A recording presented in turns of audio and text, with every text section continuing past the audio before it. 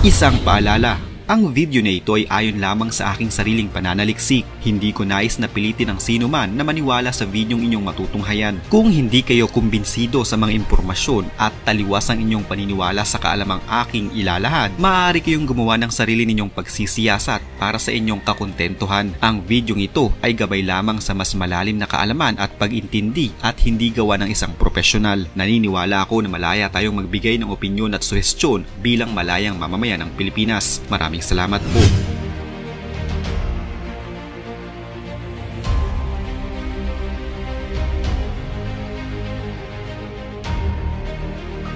Sa ngayon ay halata ng mas lumalawak ang kaguluhan na nagsimula sa pagitan ng Israel at ng Hamas. Bukod kasi sa Israel at Palestine, marami ng mga bansa ngayon ang sangkot sa gulo at tila nagkaroon na ng kanya-kanyang mga pinapanigan. Nakakabahala na din na ang buong gitnang silangang Asya ay masangkot na ng tuluyan sa mas lumalalang kaguluhan. Subalit ang spotlight na noon ay nakatutok sa Israel at Hamas, ngayon ay tila inagaw ng mga bansang Estados Unidos at Iran. Ang mga bansang ito kasi ngayon ang tila nagbabangayan at parehong naglalabas ng kani-kanilang mga armas at lakas laban sa isa't isa. Maraming ngayon ang nagtatanong kung kaya nga bang talunin ng bansang Estados Unidos ang Iran o kung kaya nga bang talunin ng Iran ang Estados Unidos. May laban nga ba ang Iran sa kinikilalang pinakamalakas na bansa sa buong mundo, ang Estados Unidos? Matatandaan ng Amerika ay matagal nang sinusuportahan ng bansang Israel. Sa katunayan, ang bansang Israel ay may pinakamalaking foreign aid na nabigyan ng bansang Estados Unidos na nasa $300 bilyong na mula pa noong taong 1945. Ang halagang ito ay maaaring wakasan ang pangdaigdigang kagutuman kung susumahin. Kahit na sa ngayon ay wala pa ring tigil ang Israel sa pag-atake sa Gaza na nagdudulot ng maraming buhay na nasasawi, wala pa ding tigil ang Amerika sa pagpapadala ng kanilang tulong pinansyal sa Israel. Marami ang nagtatanong kung bakit gano'n na lamang kung paano suportahan ng Amerika ang Israel. Sa mga naglabasang balita, tulad ng Pilipinas na isang magandang strategic locations kung magkaroon man ng digmaan, pinapanatili ng Amerika ang kanilang presensya sa ating bansa upang magamit ang Pilipinas bilang battleground sa Asya. Para naman sa Israel, pinapanatili ng Amerika ang kanilang presensya sa bansang ito dahil ang Israel umano ang magsisilbing attack dog ng Estados Unidos sa gitnang silangan. Ang Middle East kasi kung saan nanggagaling ang malaking porsyento ng langis sa buong mundo ay malaki ang bahagi na ginagampanan sa ating globo. Kung ano man ang hindi kayang gawin ng Amerika sa gitnang silangan o mga kilos na hindi nila kayang gawing mag-isa, nariyan ang Israel upang gawin ito para sa kanila. Sa mga hindi nakakaalam, ang Israel ay may kakayahang atakihin ng mga independent Arab countries sa Middle East. Noong taong 1967 na lamang, surpresang inatake ng Israel ang Syria at Egypt. Taong 1981 naman, binomba ng Israel ang isang nuclear power plant ng Iraq at inaprubahan ng Amerika noong mga panahong iyon na nangyayari ang digmaan sa pagitan ng Iran at Iraq at suportado ng Amerika ang Iraq. Lihim pala na nais noon ng Amerika na sirain ng dalawang bansa ang gobyerno ng isa't isa. Taong 1982, nilusob naman ng Israel ang Lebanon at ang gumastos dito ay ang Amerika. Mula sa suportang pinansyal hanggang sa mga armas ng Israel ay mula sa bansang Estados Unidos. Bukod dito, sinusuportahan din ng Israel ang apartheid ng South Africa. Nagawa pa nilang magtayo ng mga dekuryenteng bakod sa Namibia na noon ay sakop ng South Africa upang protektahan ito laban sa bansang Angola. Tumulong din ang mga pulis ng Israel sa pagtuturo kung paano mag-torture ang Pinochet dictatorship sa bansang Chile. Sinanay din nila ang right-wing na sundalo ng Guatemala upang patayin ang mga indigenous people. Hindi man direktang masugod ng Estados Unidos ang Iran sa tulong ng Israel ay unti-unti nilang naisa sa katuparan ang kanilang plano laban sa bansa. Ayon sa mga lumabas na balita, sinusubukan ng administrasyon ni President Joe Biden na iwasan ang makipag-away sa bansang Iran.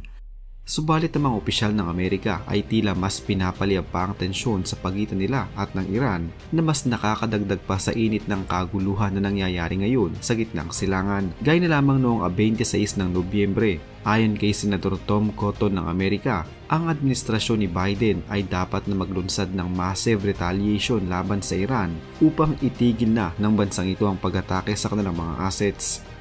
Ito din ang suhestyon ng mga nasa US Congress pati ang ilang mga dating defense official ng Amerika. dapat umanong gantihan ng malala ang Iran upang matigil na ang kanilang kapangahasan at mapagtanto nila kung sino ang kanilang binabangga. Subalit sa kabila ng kumpiyansang ito na ipinapakita ng mga opisyal ng Amerika, kung sakali mang mag-all out ang Amerika laban sa Iran, siguradong magiging bangungot ito para sa Amerika at sa buong gitnang silangang Asya. Kahit ano man ang layunin ng kanilang magiging misyon, mawasak man nila ang mga nuclear weapons ng Iran o mapabagsak ang rehimen nito, meron lamang dalawang maaaring daanan ng Amerika upang atakihin ang Iran. Una ay ang air and naval campaign na may malalang epekto sa rehimen ng Iran o ground invasion na nakadepende sa air at naval superiority. Subalit alinman sa mga ito ay hindi mapaninindigan ng Amerika tulad na lamang ng mga sinasabi ng ilang mamabatas. At mas magpapakita lamang ito na mali ang pagkalkula o pagtansya ng Amerika sa tunay na lakas ng Iran. Tiyak na haharap ang Amerika sa maraming pagsubok kung aatakihin nila ang Iran sa pamamagitan ng air at naval power. Ang puwersa kasi ng Iran ay nakadisenyo noon pa man sa ganoong klase ng mga pag-atake mula sa kanilang mga kalaban. Siguradong delubyo ang sasapitin ng sinumang bansa na aatake sa Iran sa ganoong paraan. Ang Iran ay mayroon lang namang 600-mile range cruise missiles, advanced long-range air defense systems, short-range air defense systems, anti-aircraft missiles, 3,000 ballistic missiles, 6,000 naval mine, at mga makabagong unmanned aerial vehicles sa rehiyon. Bukod sa maliit lamang ang magiging tsansa ng pag-atake na gagawin ito ng Amerika na manalo, magiging magastos din ito para sa administrasyon ni Biden dahil siguradong gagamit sila ng kanilang mga mamahaling aircraft at ballistic missile defense system. Ayon sa pag-analisa ng ilang mga eksperto para sa gagawing air and naval campaign ng bansang Estados Unidos, kung sakali man, hindi umano mahihirapan ang pwersa ng Iran na mapalubog agad ang mga barko ng Amerika dahil na din sa naging mga pagkilos nito noong magkaroon ng sagupaan taong 2002. Ayon din mismo sa Pentagon, ang ganoong klase ng pagsugod ay nangangailangan ng nasa 100,000 mga tropa. Kailangan din umano na mag-deploy ng nasa 120,000 sundalo ang Amerika sa buong Middle East upang masira ang mga nuclear weapons ng Iran. Dahil sa mga pag-aaral na ito ng mga eksperto, sigurado umanong hindi mahihirapan ang puwersa ng Iran na harapin ang ganitong klaseng pag-atake ng Amerika kung ito man ang kanilang gagawin. Ang Iran ay handa sa ganitong klase ng pag-atake at siguradong mapapagastos ng malaki ang Amerika kung aatakihin nila ang Iran na sa huli malaking epekto ito para sa kanilang ekonomiya.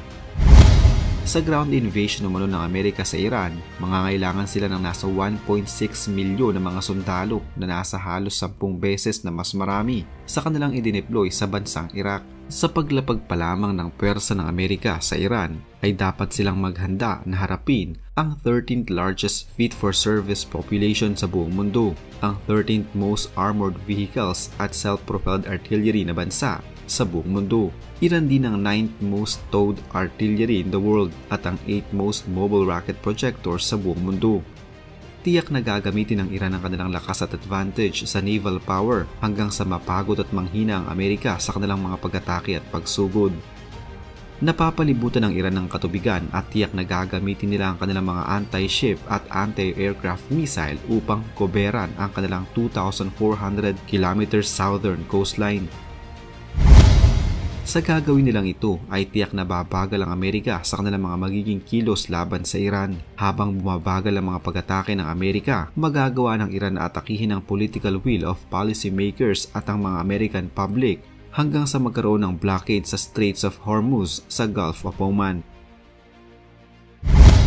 Wala namang duda na mas malakas ang Amerika sa Iran, subalit dapat na pag-isipan nila ng maraming beses ang kanilang magiging plano sa pag-atake.